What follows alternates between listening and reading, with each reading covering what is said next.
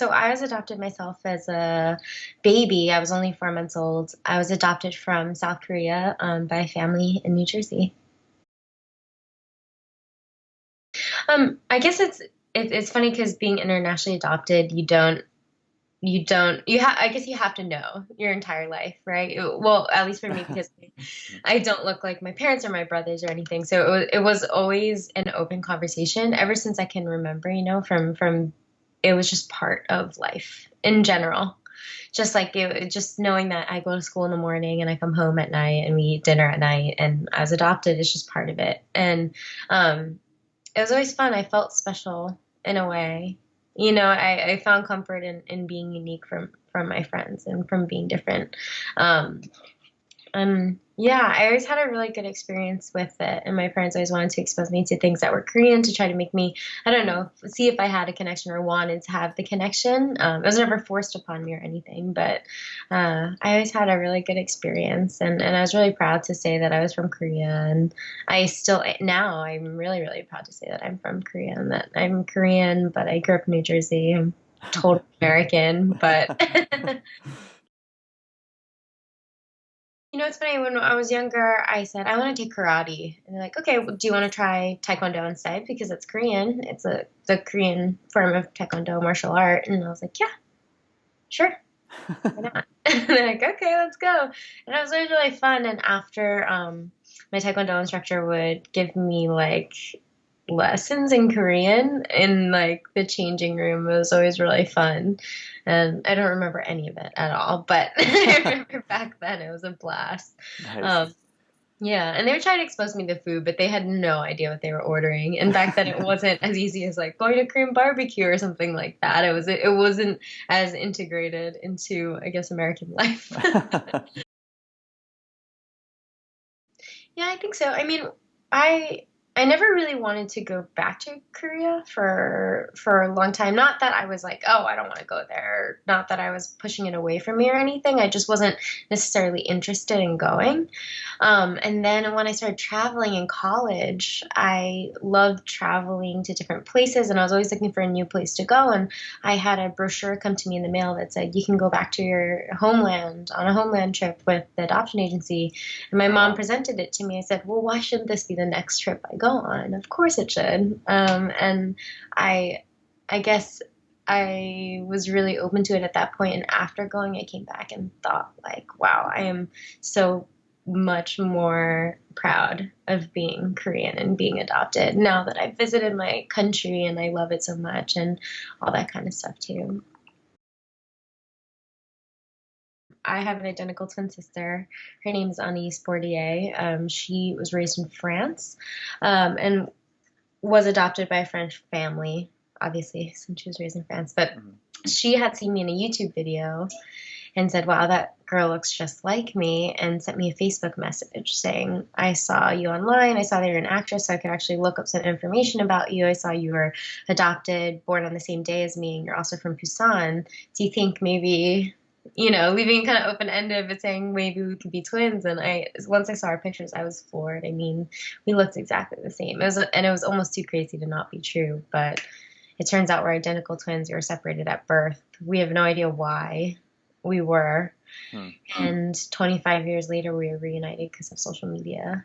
When we met, she was living in London, studying at school. And then she finally just moved back to France a couple years ago, and she's been working there. And it's amazing. We talk every single day. We talk about everything, the meals we're eating. We talk about what's going on in life, our parents, family, work, all that kind of stuff. So it's like having a long lost best friend, I guess. I did a birth search when I went to Korea for the first time, and it came up as nothing. There was no answer. They reached out to the person that was listed on my records, and there was no answer.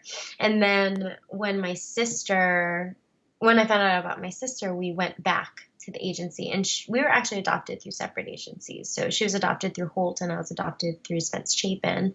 And so we separately both went through the agencies again and said, can you reach out to this person whom we think as of the records is our birth mother.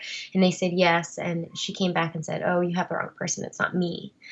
So we haven't successfully connected with her, but we think we know who she is. And by think we know who she is, we think we know that the number of whoever is listed on our records is that person. But otherwise, we don't really have any other details. Every day is different. There are some days where I think, oh man, I am totally ready to have my birth union, and I can totally handle that. And I would love to find out if I had birth brothers and other sisters, and for Anais to have even more siblings because she grew up as an only child. Like, how great would that be? And then there's the next day, I could be like, wow, I am so not ready for this, and I'm so happy that it hasn't happened yet because I think I would have a mental breakdown. And it's totally a day by day thing. And I have a friend or a couple friends who have done the birth search, and I'm always in awe of them and how well it's worked out for some and how, I guess, difficult it has been for others. And I guess finding the comfort in knowing that it's okay either way, that if I find her and it's amazing, then of course that would be great. But also I could find her and it wouldn't be amazing. So it's hard to say. I don't know. I guess it's not something I think about all the time necessarily, but when it does come up, I'm always like, it's that thing. I'm like, I'm ready today or I'm not ready today. But I guess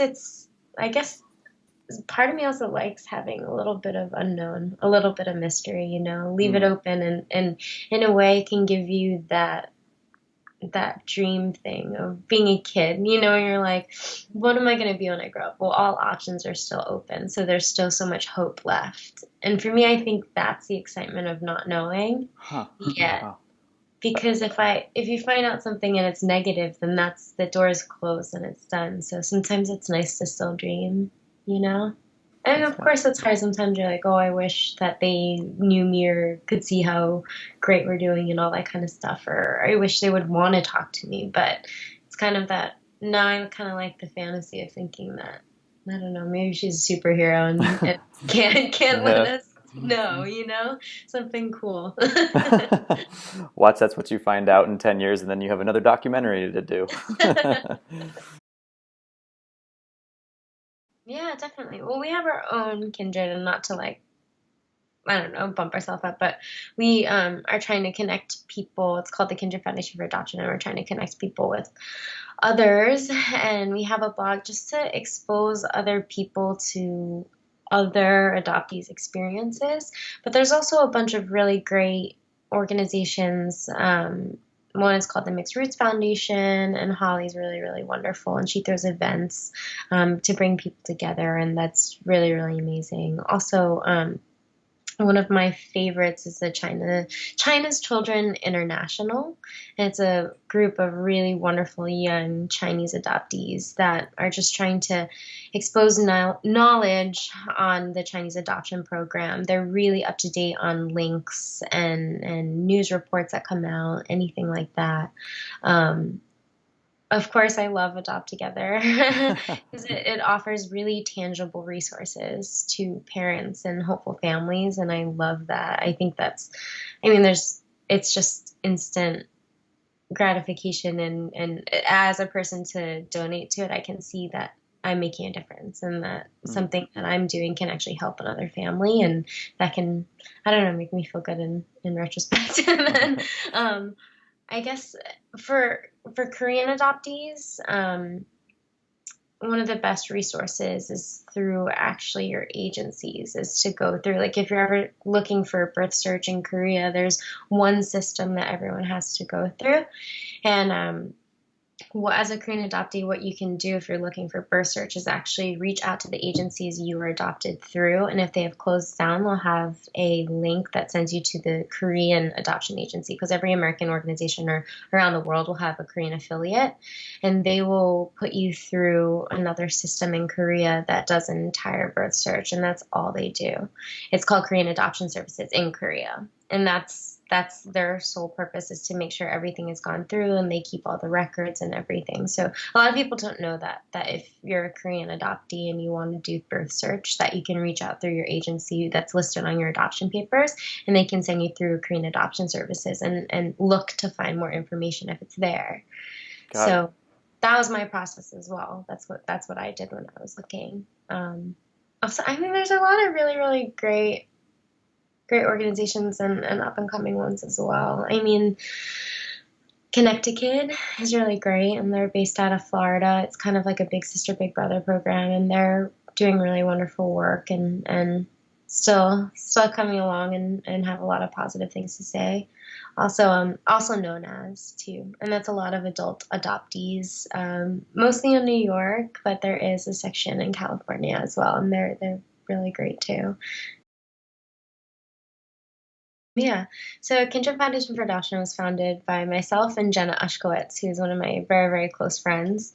She's a Korean American adoptee as well and an actress. She's amazing. She's on Glee. And then, so when we found out about my sister, I asked Jenna to help on a movie, and she said absolutely yes. And she said, well, what else? I said, well, I've always wanted to start a foundation, something to help the adoption community, because that's something that I'm passionate about. She said, me too, let's do it. And so we kind of hit the ground running, had no idea what we're doing. Still to this day, we're like, do we know what we're doing? What have we gotten ourselves into? We're over our heads, but We feel the same way sometimes. good. Nice to know we're not alone. No, definitely not.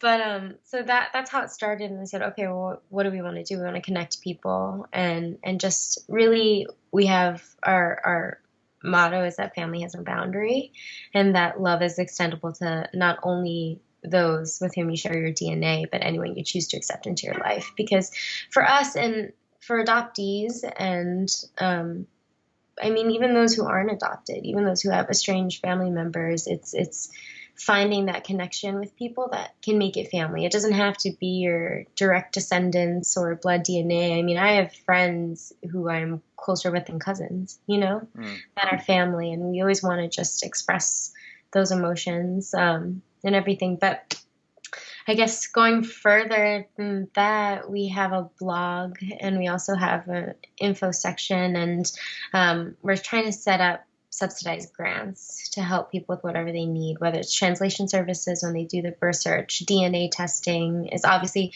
important to us, just because we've heard stories that adoptees have reunited as the match on their records.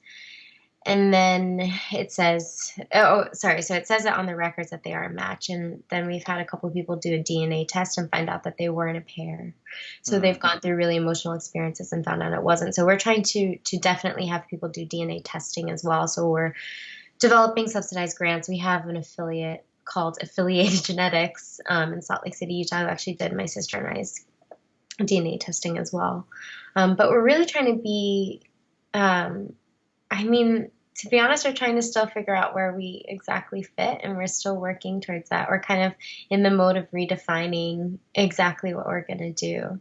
Our main goal, which we've been working on since the beginning and are still working on, is an online support system. And it's modeled after the Trevor Project's crisis hotline. And it's just so anyone from any age can write in at any time and just anonymously express how they're feeling, because it's not something that people always openly talk about or really want to. So that's our main goal, is to I guess express that we're not alone in how we feel, and however someone feels, they're correct in feeling that way or able to feel that way. If someone says, I don't want to do birth search, that's okay. And if someone says, I really want to do birth search, we can say, that's okay too. And there's a lot of other people in this world like you. So that's always been our main goal, is the connection. But we're still working hard at it, and it's still coming along, but it's not there yet. Yeah, absolutely. So they can go to the Kindred website. They can sign up to be a volunteer, which we'll definitely be needing soon in the future. And they can also sign up for a newsletter or submit blogs too. We're always looking for other people's stories to share on our website, on our Facebook, and just unique stories, even for sisters of adoptees. brothers of adoptees, children of adoptees, parents of adoptees, because it's not just that adopted child. It goes way before and way after that too, and all around the sides. So we're always looking for more people, more stories, and that would be amazing. I think everyone should know that adoption is amazing. That's a really amazing thing. I didn't know. My mom said something to me the other day. She said, when I was in college, a professor told me that we're only supposed to replace ourselves on this earth. And after that, then we should adopt and make happy family. I was like, oh, wow. They never said that to me before until this past year. And I thought that was a really amazing thing. But I think the best thing about adoption is it brings a lot of people together. And I don't know. I feel like in a world like this where everyone's pushing each other to the sides and the crazy state of our country and everything, I think we can learn a lot from adoption, especially international adoption, that we're not so different from each other. So I heard about Adopt Together through one of my best friends, Kanoa Gu, because he goes to Mosaic Church, and he heard Hank speak at church, and then he came to me and said, "You have to look up this guy. He's amazing, and he's doing amazing things." And I looked up Hank, and of course, I mean, he's incredibly inspiring and positive, and just really uplifting as a human. And that's how I heard about it. And then I must have been like a week later. Jenna told me that she knew Hank through Jessica Stam, who's a friend of hers. And then World Adoption Day, I think, came really soon after, and we were so stoked. I mean, I love World Adoption Day is so amazing because it's now a landmark. So for Kindred, we just had a conversation and said, okay, well, what we need to set goals for ourselves, and when is the next time we need. What's our next landmark? And I'm like, well, it has to be World Adoption Day, right? There's no other choice. That has to be it. There you go.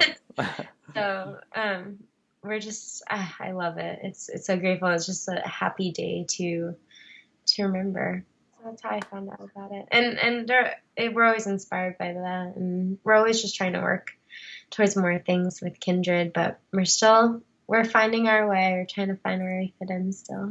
Oh my gosh, you guys are doing amazing work. I love it. It's really gratifying and really amazing how much outreach that Adopt Together has. And I don't know, I think it's really wonderful. It's going to help out a lot of families. And even family members, they come to me and say, well, it's just so expensive to adopt. Like, I wish I could do it in a different way, not through the adoption agencies. I don't know if I can afford it. It's like more than what a medical bill costs to even just have a child. You know, adoption's hard for us, but it's something that we want to do. I was like, well, you have to check out the site, and like, because there are options and there are ways to help yourselves and help that other family member and really gain them in your life. And I think, I don't know, what Adopt Together does is pretty amazing because it really does bring families together. I mean, it's evident and it's all there, and I love it. I think it's really, really great. Something for the adoption community is that we're all in this together, and I think we can all find our ways to support each other and not fight against each other, and we'll be able to create such a beautiful world that has a lot of endless support for those in the adoption community, because so many people are touched by adoption, and that adoption community isn't so small. There's a lot of people out there that need to find that connection. And I think if all the organizations work together, we can create a really beautiful world.